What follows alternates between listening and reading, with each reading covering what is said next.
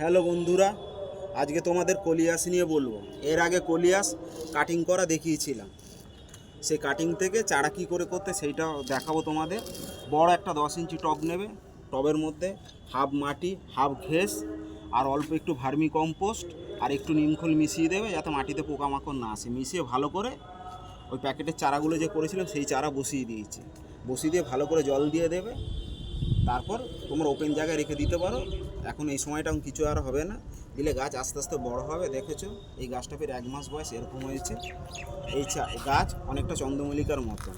তারপর তোমরা একটুখানি মিশ্র সার এরকম তৈরি করে নেবে।